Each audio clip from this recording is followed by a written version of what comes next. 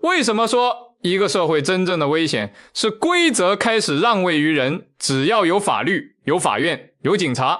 就是法治社会吗？只要想做什么就能做什么，就是人治社会吗？很多争议其实都绕不开一个问题，什么是法治，什么又是人治？在这期视频中，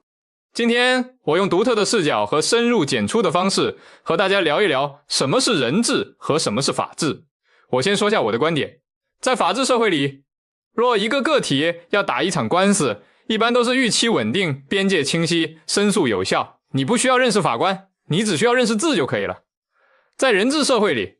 你不需要认识字，但你最好认识那个认识法官的人。想象一下，你正走在街上，突然被一只大鹅咬了小腿肚子。在法治社会，事情是这样的，你一把薅住这只鹅，冷静地掏出手机拍下它的证件照，如果它有的话，然后报警，警察来了，不会管这只鹅是不是哪个大户人家养的，更不会管他平时是不是负责给全小区打鸣。警察署村会拿出秦国治安管理处罚法或者秦国民法典，翻到第46000条，根据本法，大鹅无故攻击人类，应判处没收当天口粮，并强制观看动物世界之和平共处100遍。整个过程你只需要对着法律条文说话，哪怕这只鹅是县长的小舅子养的，今天他也必须在拘留所里写3000字检讨，字还不能少。在人治社会，事情是这样的，你被鹅咬了，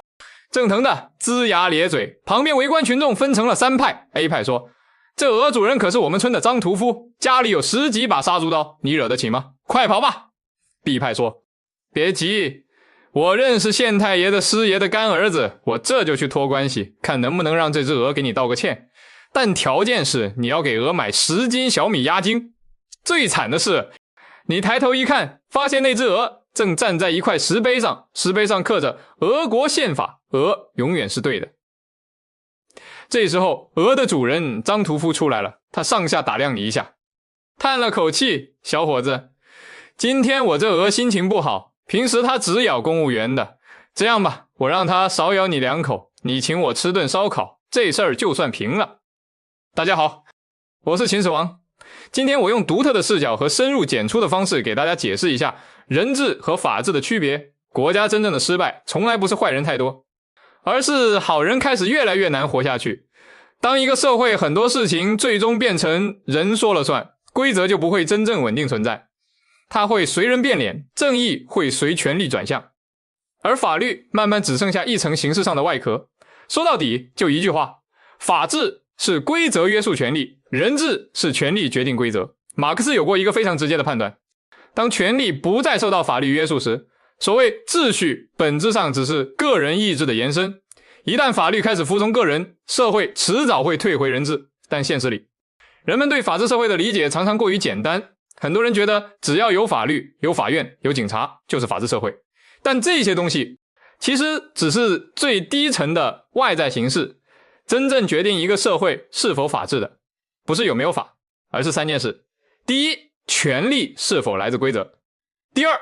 权力是否受规则限制；第三，规则是否高于个人。而一个经常被忽略的事实是，法治首先约束的从来不是普通人，而是权力本身。在真正的法治环境中，公权力并不是想做什么就能做什么，而是法律允许什么才能做什么。法律的作用不是替谁发号施令，而是划清边界，你能做到哪里，不能越过哪条线，越线要承担什么后果。更重要的是，这条边界原则上对所有人一致。所以法治社会最核心的特征其实可以浓缩成一句话，规则可以对抗权力。你可能不认识任何掌权者，但你认识程序，你可能没有背景，但你仍然可以依赖规则，输了是输给规则，而不是输给某个人的态度。人治社会则恰恰相反，在那里规则往往不是用来限制权力，而是被权力选择性使用的工具，决定结果的不是制度，而是谁在决定。于是你会看到一种熟悉的现象，同样的事情对不同人结果不同，今天允许的事，明天可能被否定。讨论问题时，人们更常听到的是看情况、领导意思、特殊处理。当这些表达越来越常见时，规则往往已经退居幕后。在人治环境中，法律通常呈现2种状态，需要时用来约束，不需要时被灵活绕开。法律不再是边界，而成为可伸缩的工具。当社会运行走到这一步，法治其实已经失败。在法治环境中，安全感通常来自3点：预期稳定、边界清晰、申诉有效。你未必拥有资源，但你知道自己不是完全任人摆布。而在人治环境中，人最大的焦虑往往只有4个字：看人脸色。害怕的不是犯错，而是规则突然改变，于是社会会逐渐形成一种普遍心理：少出头，多忍让。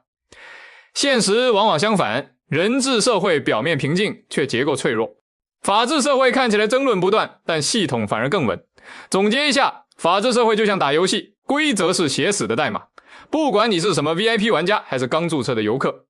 只要你开挂违法，系统直接封号，没得商量。你唯一要做的就是找规则漏洞，而不是找 GM 游戏管理员套近乎。人治社会就像你在玩一场没有规则的剧本杀，或者更惨，在玩皇帝的新装真人版，谁嗓门大，谁关系硬，谁更会看脸色，谁就是规则。你今天出门没看黄历，被鹅咬了，